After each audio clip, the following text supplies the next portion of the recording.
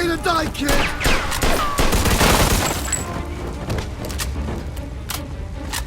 Mafia has always been a series of untapped potential, one that keeps hinting at greatness, but is held back by constant missteps. Nothing exemplifies that better than Mafia 2, a game that, in spite of an excellent story, by and large failed to capitalize on the universal acclaim that its predecessor enjoyed thanks to a disappointing open-world setting and bland gameplay.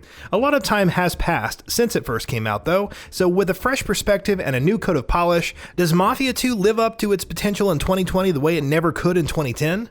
A lot of time may have passed, but Mafia 2's strengths and weaknesses feel as potent as they did a decade ago. The game's biggest strength, in true Mafia fashion, is its story. Vito Scaletta's journey as he goes from crook to war veteran to a mobster rising through the Mafia's ranks is a riveting one.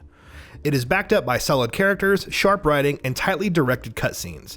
That much was true in 2010, and it's still true today, to the extent that the game is almost worth a try just for the story alone.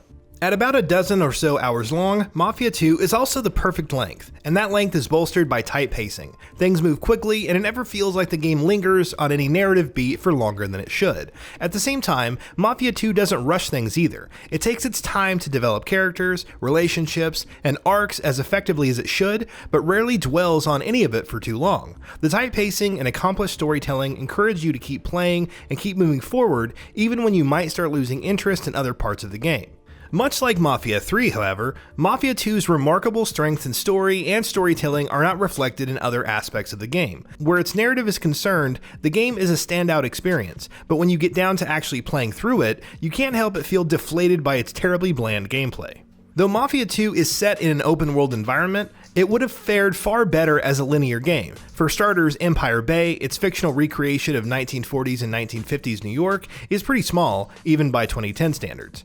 Its size would have not been much of an issue if Mafia 2 used that space well, but it doesn't do that. There are a few and very unremarkable side activities to undertake, and the world feels static and lifeless. There are some interesting mechanics at play, such as the way it handles its wanted system, but overall the world ends up being little more than a stage dressing for the story and for driving your vehicle to get from mission to mission.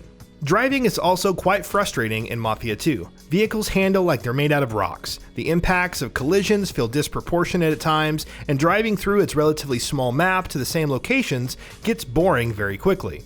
The game does a good enough job of injecting the right kind of atmosphere to make its city feel like an authentic period setting, but sadly that's the most that can be said about its open world. The act of playing Mafia 2 is better when you're in the midst of its linear story-driven missions, but only slightly so. They are inherently more engaging because they're tied to the progression of the game's riveting story, but the fact that they all rely very heavily on bland, cursory cover shooting mechanics doesn't do them any favors. Mafia 2 came out at a time when third-person cover shooters ruled the roost in the industry, but even then, it felt like just another face in the crowd as far as its gunplay was concerned. The AI isn't particularly smart, shots don't land with too much impact, and about halfway through the game, all firefights start blending into one another. Other than one or two standout missions every now and then, they all end up feeling the same. Mafia 2 Definitive Edition's most disappointing aspects, however, are not the flaws that the game always had. It's that the remastering work done here is pretty disappointing. It's the most basic of efforts. Visuals look slightly sharper, textures have a little more detail, and that's pretty much it. It doesn't feel like it's quite enough. Beyond these cursory upgrades to the visuals, in fact, Mafia 2 Definitive Edition actually has quite a few technical issues. For starters, the frame rate is terrible. I played on a base PS4 and the game stuttered constantly, and often stuttered hard. Frame rate dips were especially common and noticeable when I was driving around, but would frequently show up even during combat encounters. Most remasters of decade-old games are expected to improve the original game's performance. Mafia 2 Definitive Edition actually makes it worse. On top of that, the game is also rife with texture pop-in issues, and I don't say rife lightly. Much like the frame rate dips, they're a constant nuisance, and once again, most common when you're driving a vehicle. From shrubs and lampposts in your immediate vicinity to buildings and structures in the distance. Add that to the audio issues and the odd glitch here and there, and what you're left with is a shoddy, messy remaster that only does the bare minimum and doesn't do it very well. If you really want a definitive edition of Mafia 2, go play the original release on PC with visual mods. I can't tell you that Mafia 2 is not worth your time, because even though its story is the only part of the entire game that stands out, it's good enough that I can recommend the game to you. If you want accomplished storytelling and a riveting mobster tale, Mafia 2 will give you exactly what you're looking for. But just as it was 10 years ago, everything around that story is bland at worst and unremarkable at best.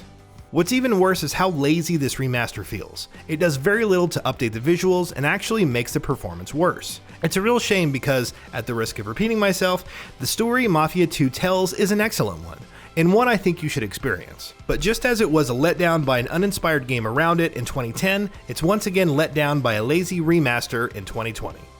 And that wraps it up. If you like what we are doing, please consider subscribing to our channel, and don't forget to switch on the bell notification icon. That way you will never miss out on any of our videos.